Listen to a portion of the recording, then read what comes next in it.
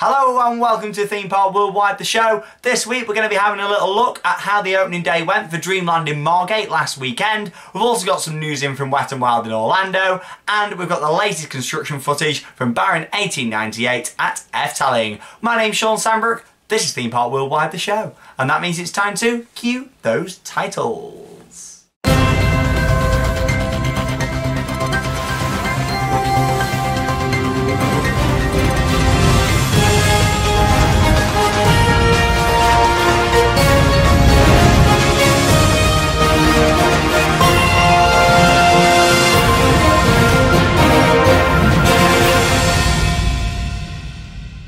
And of course, a very warm welcome to this week's episode of the show. Back here at the World of Theme Parks then this week. Last week's episode of the show was partly brought to you from Liseberg Amusement Park in Sweden.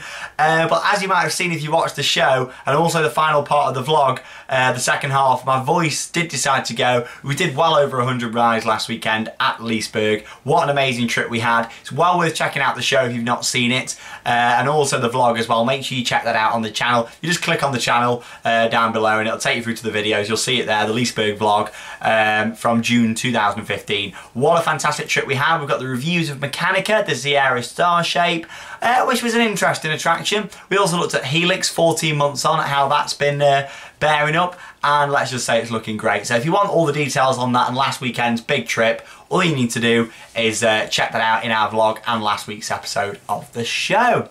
Of course, coming up next weekend, we're going to be at Tivoli Gardens over in Copenhagen, Denmark, and also at Bakken, both of which are quite old parks. You've got some really old rides. We're going to be getting on some of the oldest rides out there, so it's going to be really good to try them. But they've also got some modern thrills in there, like a B&M Flawless coaster, and loads of great flat rides as well. So I'm looking forward to checking out Tivoli, both of them parks, Tivoli and Bakken. It's my first time at the parks, so I'm very excited. The vlogs are going to be great from both of them. There'll be two separate vlogs, one from each park. We're also going to be having a little look around the city of Copenhagen and seeing how that all works. And you guys always ask me about transport to and from the parks, so I'll be covering all that, and it's going to be a really, really nice trip. I'm looking forward to it, and of course sharing it with you here on the channel. But yes, check out Liseberg last weekend. It was absolutely awesome trip.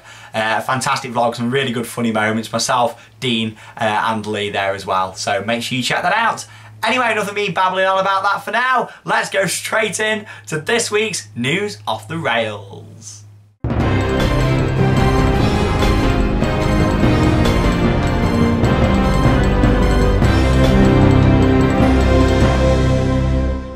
So the big news for any UK theme park enthusiast or people who enjoy your historic attractions was the big one this week. It was, of course, the opening of Dreamland Margate, something what I've been so excited for myself and couldn't wait to open. Obviously, we did say a couple of episodes back, I think it was either 2 or 3 episodes back, that their star attraction was not going to be ready for the main opening event last weekend, which is, of course, the Scenic Railway. It's a shame that it wasn't on, but I do look forward to getting back to the park. I would have been there on opening day to being there and support it, but being up here in the Midlands, it's a long way to go without having that signature attraction open. So I do look forward to coming down to the park and support it 100%. Can't wait to be down there. But I do know a lot of you went down there, which was great. And I know Lucy and Sophie, big fans of the show, they went down to the park for the opening day, and they said they had a fantastic time. The park's been finished off really nice. Of course, they put all nice theming sort of around the park, nice benches, sort of woodwork, lighting, sort of old bits of boards and stuff like that with a bit of the history of the rides on. Really, really nice how they've done it. They've kept that classic amusement park feel, and I think it'll be really nice. I really do hope the park takes off and it's up there for a winner. Obviously, it's cost £18 million to fully restore the park. For those of you that didn't catch the show a couple of weeks ago, the Scenic Railway, it is going to be opening within the next couple of months, we believe. The track's completely finished. It's just work going on to restore the trains and make sure they're safe. Obviously, that coaster's not operated for a number of years. The park shut down in 2006. There was a fire on the ride, so the whole thing's pretty much been rebuilt again. Great to see the park reopen though, and it was busy. It had a really, really good opening day. I would have loved to have been there myself, like I say, but for a one-day trip that far, without that signature attraction, I am holding off just until that opens. As soon as they announce when that's opening, I'll be straight down there, videos, vlogs and a show here on the channel. I'm a big fan of the historical attractions, I love them to pieces. If we didn't have them historical attractions, we wouldn't have the massive coasters that we do to this day. But yeah, it was great. Also, it's nice to see so many of you appreciating a nice classic amusement park. Things that have closed in the past few years, theme parks and amusement parks. Some of my favourites, Southport Pleasureland. And now I know that's sort of got some travelling rides on there now, and the new owner's really starting to do the place up, which is great, but that had a few years where it was shut. Camelot, not too far from me. Not too far from many people, it's sort of just out of the Midlands on the way up to Blackpool. Really popular park, what I used to love. Again, that's obviously shut down recently. Frontierland in Morecambe, that closed down. American Adventure, a really local park to me in Derbyshire. So many parks have been lost in the past sort of 8 years or so, which is such a shame because, you know, we all need to get out there and appreciate these attractions, but for a park to actually come back, who'd have thought that Dreamland would have come back? And the Dreamland Trust have done a fantastic job working with the public to make this attraction happen, and I think it's really nice to appreciate that. Here's a few little photos, just scrolling along the side then, of what they've done. Like I say, £18 million being invested in the place. It looks great. I can't wait to come and see it myself and see what they've done. So let's have a little look at the rides. You got Chairplane, Dodgems, you got a classic monorail, and you got some new rides in there like a spinning wild mouse coaster, a twist. You got the great big wheel. There's actually a shot just there, the big wheel and the caterpillar coaster, and that was done just a couple of weeks before it opened. Obviously a lot of the rides and stuff, it was all put up very quickly towards the end. These rides don't take too much to build. They're more or less travelling rides, but they've been put in a nice permanent setting, which is great to see. You've not just got the rides there, you've got a classic arcade, a roller disco and more, and the hurricane jets as well. Really, really nice how they brought all these classic attractions in. Let's just hope they keep putting the classic attractions there. I mean, yes, I do think for it to survive fully in the future, they will need to have a couple more modern rides in there, but it's nice that they've got the scenic railway, and when that opens, I like how they've even got all the little lights on it and everything. It's going to be stunning. Really can't wait to check that out. It's great to see. From the very, very old then to the very, very new, Baron 1898. Now I've gone on about this B&M dive coaster that is opening at the Efteling in the Netherlands, if you've not heard up till now, or if you are a new viewer of the show. If you are, hi there. But yes, Baron 1898. This is probably my most anticipated ride of the year. I can't wait to ride it, and it actually opens a week today. On Wednesday, the 1st of July is its official opening, and it's going to be fantastic. Basically, the park have done a series on their YouTube channel showing all the construction all the way through, and now we're at the signature point, the last couple of episodes, where it showed you the programming of the scenery, all the lighting effects in there. They've got real mine theming. They've asked the public to donate mine theming. It's not just fake stuff what the fabricated and brought it in. It's actual mine theming going in there, like little lanterns and that sort of thing. It looks really good, and I just can't wait to see the finished project. Let's have a little look then at some footage, what I've managed to get from the video from Efteling, a little 30-second clip from Baron 1898 at Efteling.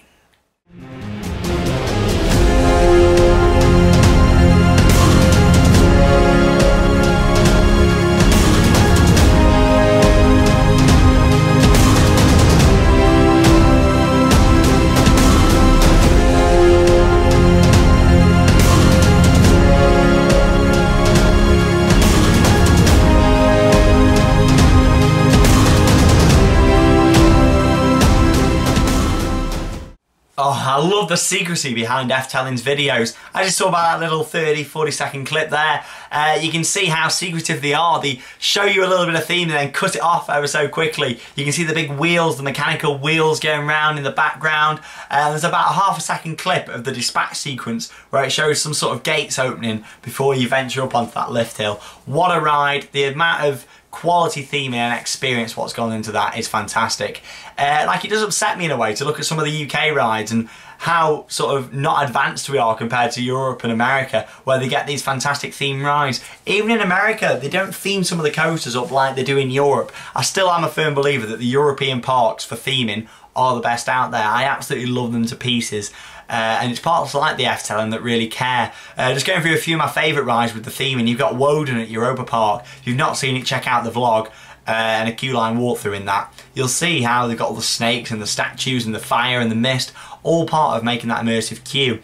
Osiris, Park Asterix, again, massive Egyptian ride, fountains going on, a projection show in the evenings in the summer.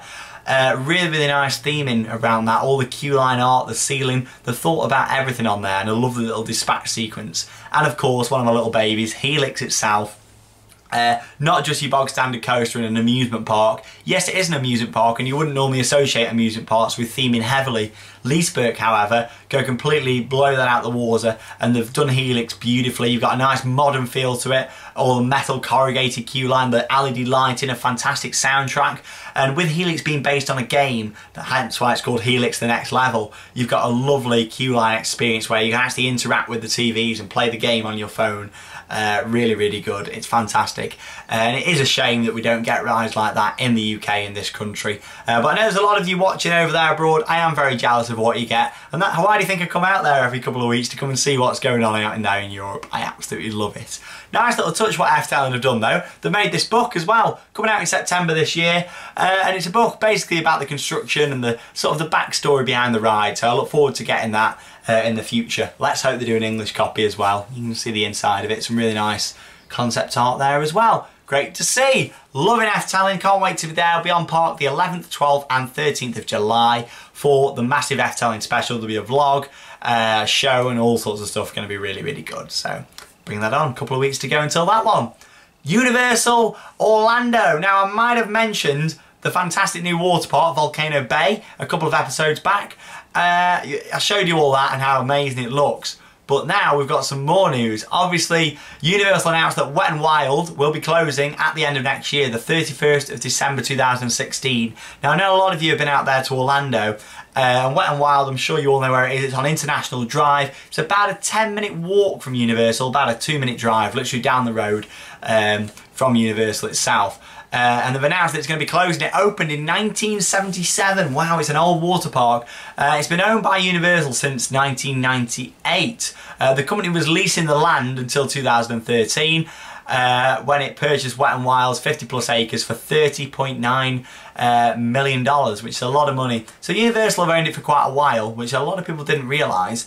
Well, they've not really done that much to it. Obviously, they've added some new slides and stuff. But this is a massive project. They're obviously thinking, right, we want to move our third park closer now. Instead of having it, if you've been to Universal, you'll see Islands of Adventure here, City Walk here, your hotels all around that, and then Universal Studios Florida itself. So this new water park's going by the Cabana Bay Beach hotel, which will be really nice to see when it's complete.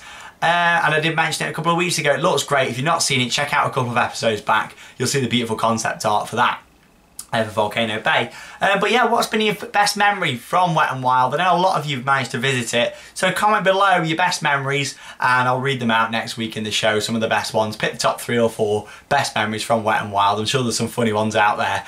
A few interesting facts: it was the 10th busiest water park in the world in 2014, so it's an interesting one, closing it down, but I think the new one's going to be so much better when you look at the concept art. 1.3 million guests last year, which is a lot of people for a water park, but it's going to be great to see what Universal does. They are moving ahead of Disney in terms of construction now. They're getting them rides out there really quick. You've got Kong as well coming next year. So much to see, and obviously all the Harry Potter brands really helped out Universal so much. Absolutely fantastic. That's all then for this week's news. It's time for Guess the Coaster. Like a roller coaster, move and shake me side to side. Yes, then I know, but I make it right. Like a roller coaster. So remember, it's just for fun. What was it last week? Your Guess the Coaster was Balder at Liseberg. Trying to keep it on theme last week. With us being at Liseberg and all that, I thought, you know what, let's have a nice classic Balder. I actually used the audio from one of the clips that was in the show last week, if any of you noticed that. So there you go, that was your Guess the Coaster. Moving on then to this week's Guess the Coaster. It's quite a hard one this week, one of the hardest ones of the series so far. Here it is, it's time for this week's Just for Fun Guess the Coaster.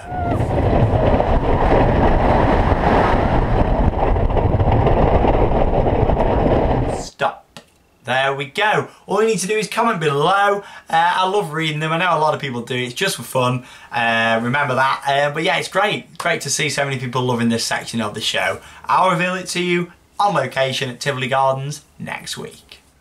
Questions, questions, questions everywhere. So it's time for Ask Me Anything, the part of the show where you send me in 4 questions, I look at them now for the first time, and then read out my answers for you here on the show. Question number 1 then of 4 is from David Scott, who's asked, what's the best theme park you've ever been to and what did you enjoy about it? Well, a lot of you are going to know the answers to this. It's Europa Park in Rust, Germany, an amazing theme park. You've got a great selection of roller coasters, but also a lot of dark rides, flat rides and theming what really makes it. Interesting fact about Europa Park, out of all of their rides, there's only one ride what takes you upside down, and that is Blue Fire Mega Coaster. It shows that you don't have to create an amazing sort of theme park full of loops to be there in the top parks. You know, it's amazing. I absolutely love Europa Park.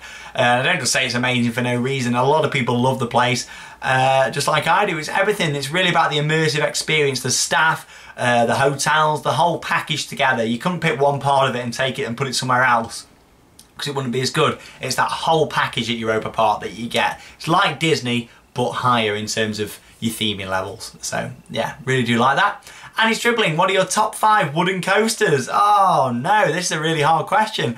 I love wooden coasters. I absolutely love Woden.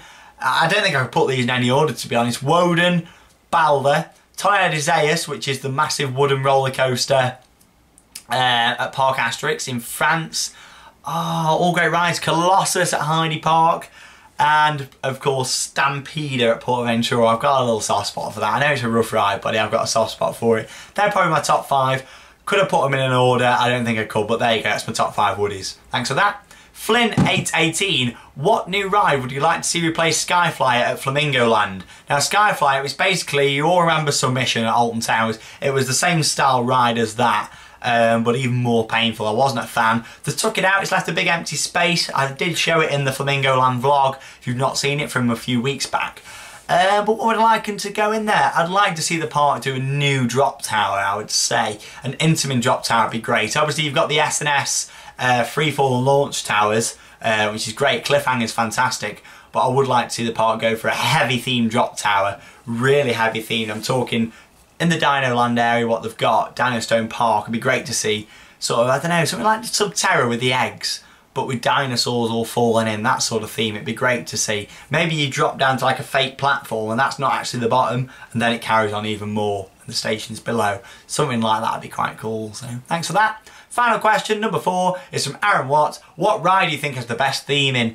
Well, it's got to be at Universal Orlando Resort. It's got to be Diagon Alley.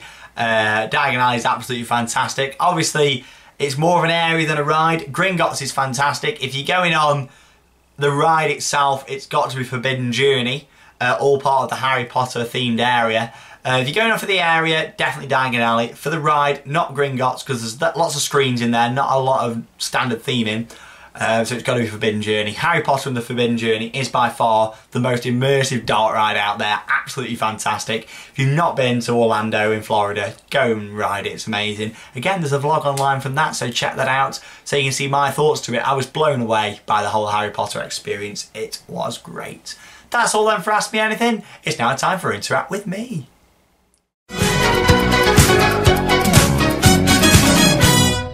So yes, it's time for a birthday special of Interact With Me this week. Loads of birthdays to shout out. So first off, we've got Theme Park Inferno. Very, very happy birthday to you from us here at Theme Park Worldwide. And you've got Adam Sturgeon. Happy birthday to you out there. Laura Giles, hello and hope you have a great day. And also Mary Ann. All 4 of you have a fantastic birthday from us here at Theme Park Worldwide. Hope you've been out there to the parks this week and have a birthday celebration ride on us. So thanks for that. Lucas has sent in a photo from the log flume at Parc Asterix. There we go. It's a great ride, that. You've also got selected in that log flume what's got like a drop and a little camelback in the middle, which is quite cool. I do like that ride. Thanks for that, Lucas. And Callum Taylor has got a selection of on-ride photo keyrings. There you go. You can just see his on-ride photos just there, which is great to see. Nearly took the mug shelf out then, to be worried. But yeah, thank you for that. If you do have anything to send in for Interact With Me, all you need to do is tweet it in at ThemeParkWW on the Twitter, and also send it as a private message on the Theme Park Worldwide Facebook page. The wonderful Charlotte, the Theme Park Worldwide admin, will get back to you, and we'll put it here in the show. That's all you need to do.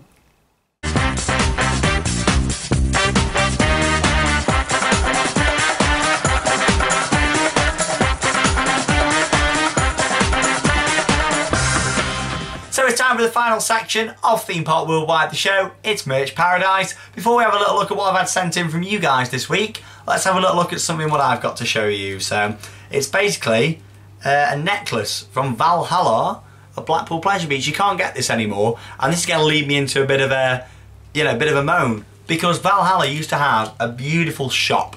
It used to be fantastic. You used to exit the ride into a shop. It had some great merch, t-shirts. You had the little Valhalla bus in there. Loads of stuff, loads of things. And then they took the shop out, which is a shame when they did the new facade. Great to see them do the facade, but it's such a shame they took the shop out. What an amazing dark ride. One of the best dark rides out there in the world, and special effects are fantastic. Valhalla at Blackpool, but it's a shame they took the shop out. I was a little bit gutted. But yeah, there was no real merchandise in there for quite a few years. Obviously, codename Project 2000 Valhalla. It's been there obviously for 15 years now. But the shop's not had proper merchandising for quite a while, quite a few years. But I thought I'd show you that, it's quite nice. Let's have a little look at what I've had sent in from you guys. Tom Lander's got a 1994 coaster guide. Great to see, quite a rare item that. I don't think even I've got that one, so I'm loving that. Josh Carter, selection of merchandise from Flamingo Land, Cadbury World, and also Fantasy Island. All great places there. We had a fantastic trip to Fantasy Island the other week. Again, fourth plug for the vlog now. Check out the vlog from Fantasy Island. It was fantastic. It's been a great year so far this year. We're only halfway in. We've done so much this year. I'm glad you're enjoying the series. I'm loving bringing it to you guys. Also, Cadbury World, fantastic attraction, really good and worth checking out. It's either Tuesday or Thursday where you get 2 for 1 entry. I think it's a Thursday. Check it out on the website. You get 2 for 1. It's like £7 each to go in, 5 or 6 free chocolate bars, 2.5 hour experience. What more could you want? 4D cinema's great as well. And finally, you got Mike Berry with a Valhalla boarding card. Oh, look at that. That's an amazing item. I have got one of them myself somewhere here in the world of theme parks, in the archive boxes somewhere, but it's great to see that Valhalla boarding card. Absolutely fantastic piece of merchandise. That's all then for this week's episode of Theme Park Worldwide, the show. Hope you've enjoyed it. I'll be back next week where I'm going to be on location at 2 theme parks. We're going to be at Bakken in Copenhagen, and also at Tivoli Gardens in Copenhagen. 2 beautiful city parks. First time visits for me here on Theme Park Worldwide. First time to Denmark actually, so I'm looking forward to seeing the country. Hi out there to a lot of you in Denmark. I'll see you next week. It's going to be great. We're going to have live updates on the Facebook page, Instagram and Twitter pages starting from Sunday. Sunday we're going to be at Bakken, and Monday at Tivoli Gardens. It's going to be fantastic, and I look forward to bringing you the show and vlogs from there over the next week. That's all then for this week's episode of the show. Make sure you get in contact with any on-ride photos for our Interact With Me section of the show. I'd love to see some great on-ride photos from you guys. And that's all for me this week. It's time to cue those credits. See you later, guys. Have a fantastic week.